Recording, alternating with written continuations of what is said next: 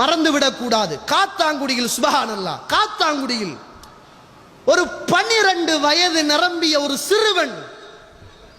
சிறுவன் கண் தெரியாத பிள்ளை, பிறப்பிலே கண் தெரியாத பிள்ளை.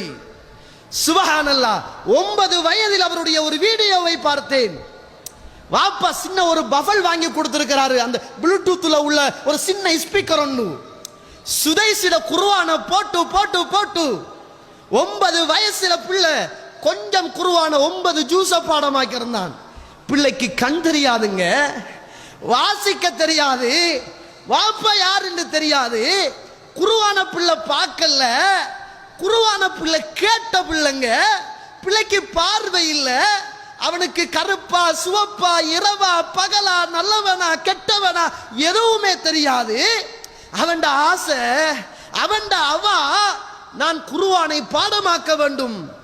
சுபஹானல்லாஹ், நேத்து முந்தநாத்து சோசியல் மீடியாவில் பார்க்கிறேன், அந்த பிள்ளைக்கு 12 வயது, அந்த பிள்ளைக்கு 12 வயது. அல்லாஹு அக்பர். 6666 வசனங்களும் அல்லாஹ்வுடைய திருநாமங்கள். பார்த்து அல்ல தோழர்களே, பார்த்து அல்ல, கேட்டு பாடமாக்கி இன்று ஹாஃபிலாக இருக்கிறார்.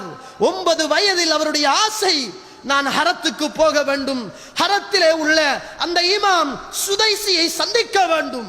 ஆசை, ஆர்வம். சுபஹானல்லாஹ், நம்முடைய பிள்ளைகளுக்கு நல்ல கண் இருந்து, நல்ல கை இருந்து, நல்ல வாய் இருந்து, நல்ல கால் இருந்து, படிப்பதற்கான மூளைகள் இருந்து, சகல உதவிகளையும் நாம் செய்து கொடுத்து இருக்கிற குர்ஆனில் கொஞ்ச சூறாவை கூட பிள்ளையுடைய மனதிலே ஏற்றிக் கொள்ள முடியாமல், பிள்ளையை பாதுகாத்துக் கொள்ள முடியாமல் இன்றைய காலம் கெட்டுவிட்டதாக, சூழல் கெட்டுவிட்டதாக, இளைஞர்கள் நாசமாகி விட்டார்கள் என்பதற்காக பாவத்தின் பின்னால் இன்றைக்கு இளைஞர்கள் போகிறார்கள் என்று நாங்களே வெட்கமில்லாமல் பேசிக் கொண்டிருக்கிறோம். அப்படிப்பட்ட காலத்துக்குள் கண் தெரியாத 12 வயது நிரம்பிய காத்தான்குடியைச் சேர்ந்த ஒரு சிறுவன் கேட்டு கேட்டு குர்ஆனை உள்ளத்தில் பாடமாக்க முடியுமாக இருந்தால், இன்றைக்கு ரோட்டுகளிலும் வீதிகளிலும் ஊர்களிலும் யூடியூப் பிச்சை எடுப்பதற்காக நடந்து திரிகின்ற இந்த இளைஞர்களுக்கெல்லாம் இந்த ஒரு இளைஞன் ஒரு ரோல் மாடல் இல்லையா?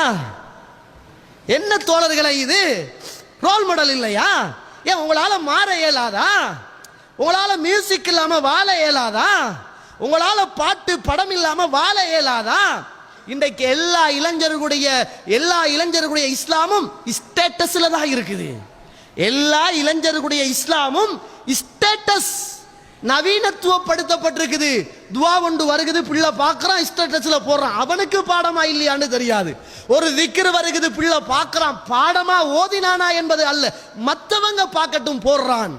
இன்றைக்கு எல்லா இளைஞர்களுடைய ஆசைகளும் ஸ்டேட்டஸ். அந்த ஹோட்டல்ல தின்றத வீடியோ எடுக்கிறான், அங்க போய் சாய் குடிக்கிறத வீடியோ எடுக்கிறான், அந்த தொப்பிய வீடியோ எடுக்கிறான், எனக்கு இன்னன்னாரு தந்தாங்க, நான் செஞ்ச சாதனைக்கு பாராட்டினாங்க என்று கிஃப்ட காட்டு.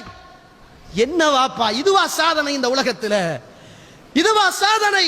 நாம் சாதிக்க வேண்டியது சுவர்க்கம். உங்களுக்கு 2 பாதைகளை நாம் காட்டியிருக்கிறோம். ஒன்று ஷைத்தானியத்தான பாதை, பலாலத்தான பாதை, இன்னும் ஒன்று ஹிதாயத்தான, இறைவனும் இறை தூதரும் காட்டி தந்த பாதைகளில் வீர நடை போட வேண்டிய இஸ்லாமிய இளைஞர் சமூகம் எங்கோ துளைந்து கொண்டிருக்கிறார்கள். அவர்களை மீட்டெடுக்க வேண்டிய தார்மீக பொறுப்பு இந்த உலகத்தில் வாழுகின்ற அத்துணை சமூகத்துக்கும் இருக்கிறது என்பதை மறந்துடக்கூடாது.